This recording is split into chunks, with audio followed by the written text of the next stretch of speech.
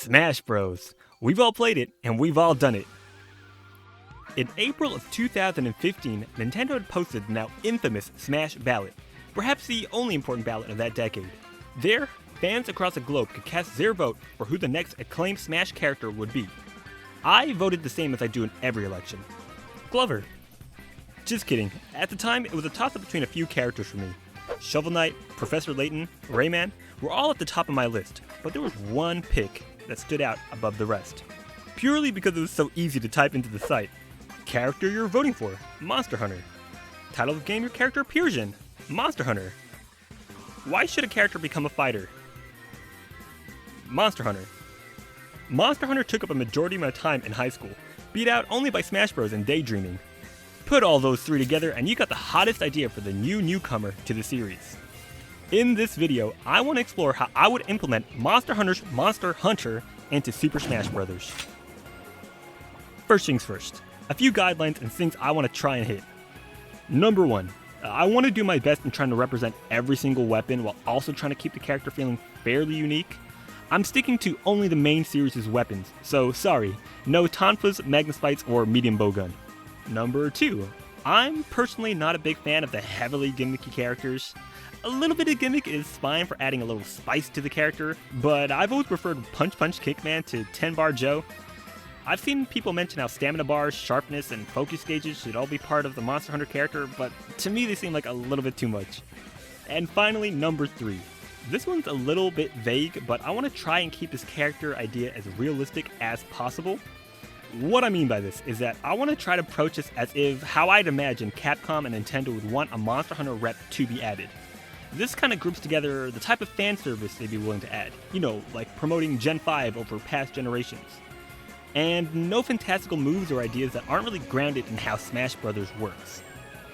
This is also why I'm picking a Hunter over a Palico or Monster to represent the series. I just feel like, from a marketing perspective, they'd probably want to push the Hunter over anything else in the franchise. I mean, come on, it'd be like picking a basic enemy over any other playable character. They would never do that.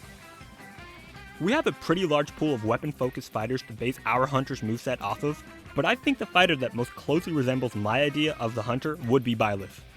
Byleth's moveset consists of utilizing each of the 4 heroes' relics into their individual attacks, but for our Hunter, we're going to boost that 4 up to a 14.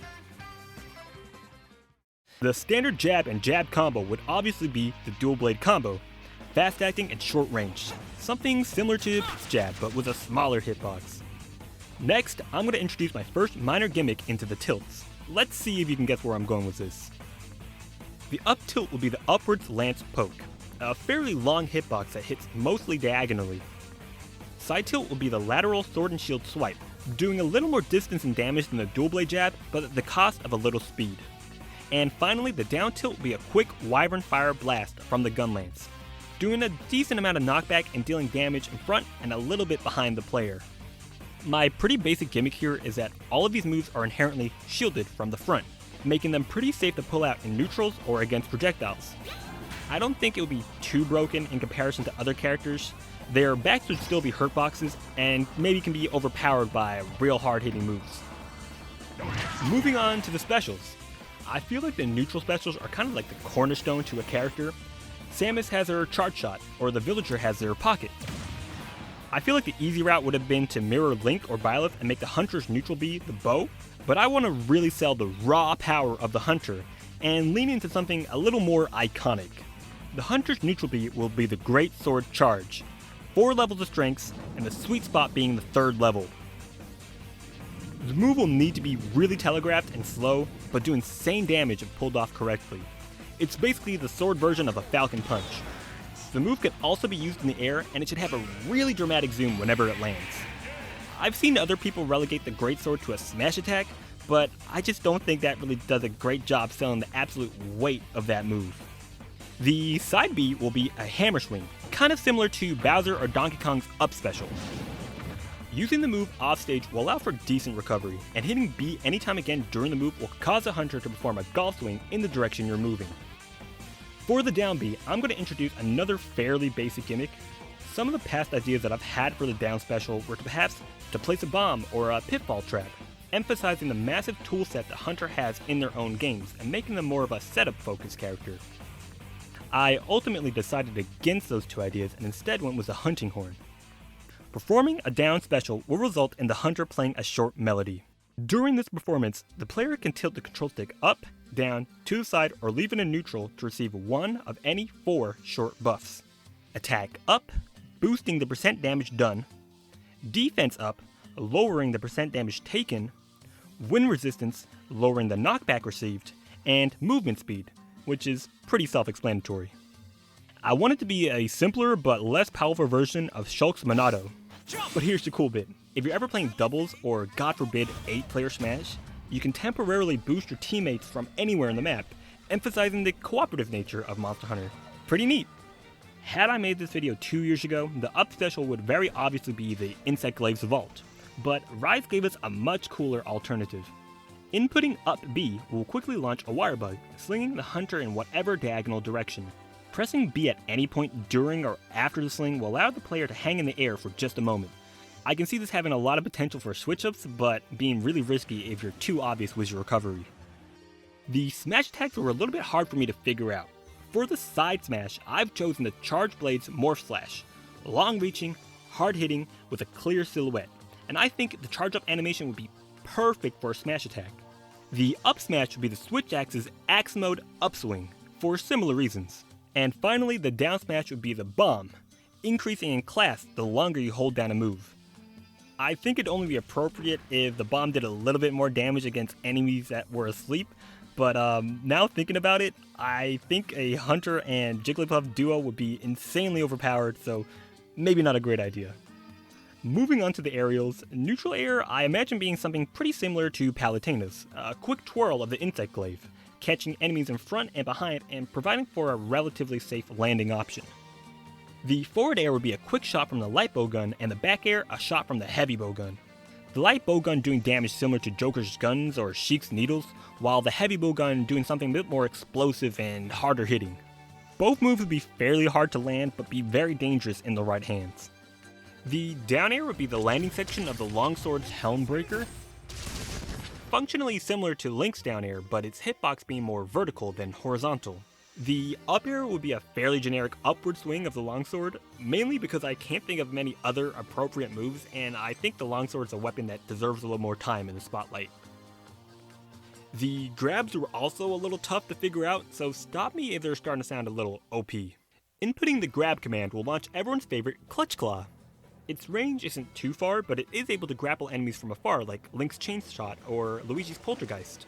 If Capcom wants to move a little away from the mess that was the Clutch Claw or represent their current series a little more, it can instead be replaced with a Wire Bug Bind or just a generic grapple. The Hunter's Pummel will utilize the same hunting knife that is used while mounting in past games. When pitching this idea to my friends, they quickly shut me down and told me it was a bad idea because people did not want to see their favorite plumber get repeatedly stabbed. But I've been on the receiving end of one too many spikes, so I beg to differ. Realistically though, the Hunter's knife could still be used. Just pull a Link and have the Hunter attack with the handle of the weapon instead. See?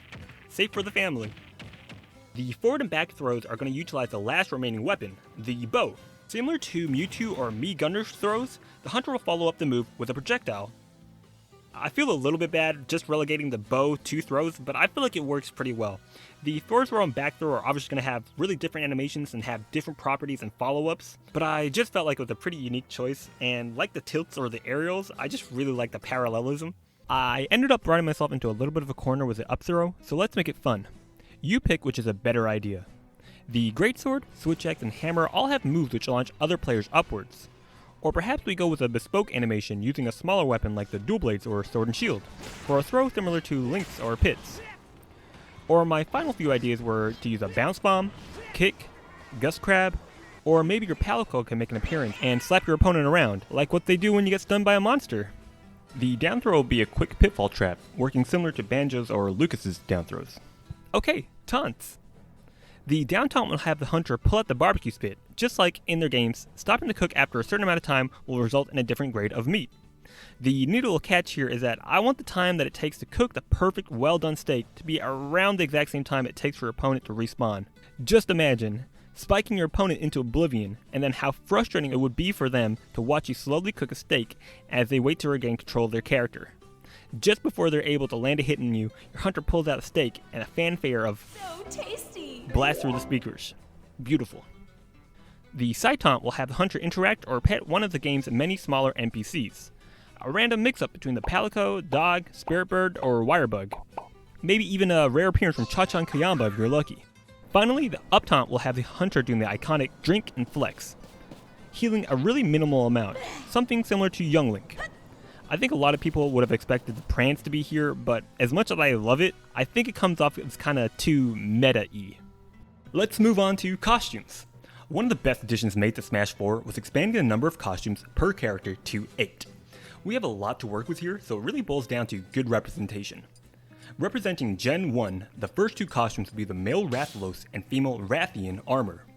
They're both the most iconic monsters in the games, so I think their inclusions are really kind of a no-brainer. Gen 2 will be represented by the female Nargacuga armor. You can ask Japan why. And Gen 3 will be the male Zenogre. Gen 4 will be represented by the male Ceregius armor. I picked the Ceregius armor over the Gore mainly because the color scheme felt too similar to Nargacuga's, plus the Ceregius works perfect for the yellow team. And finally, Gen 5 will have the most representation. First up will be the female Magnamallow armor. Really, this spot could be a toss-up for any of the Gen 5 flagship monsters, so let me know if you would have gone for Nergigante, Valcana, or Malzeno. I just love the brutality and energy that the Magnamallow armor gives off. The last two outfit slots will be reserved for the male and female Kimura sets. These are more so corporate told us to promote Monster Hunter Rise outfits more than anything else, but I also love the idea that the male and female versions will share a common outfit. Alternatively, they could have been the Origin Hunter set, but relevancy. So, in the end, we have 2 from Gen 1, 3 from Gen 5, and 1 from each in between. I like that spread a lot. And on top of that, every monster featured also is featured in Sunbreak, so it kind of works out. For this stage, I think any of the ruined tower top arenas that's in nearly all the games would be the best pick. As the match goes on, the weather will change from bright sunny skies to thunderous rainstorms. A mixed bag of basic monsters and elder dragons will appear in the background. The Wraths duking it out far in the sky, and maybe a stray fireball being hurled at the ground. The Dalmador slithering around before pressing through the battle stage. Or perhaps a Basilgoose and Deviljho stomping across the arena without second thought of the fighters. My general idea here is that I want the stage to feel dangerous, like a G-rank hunt.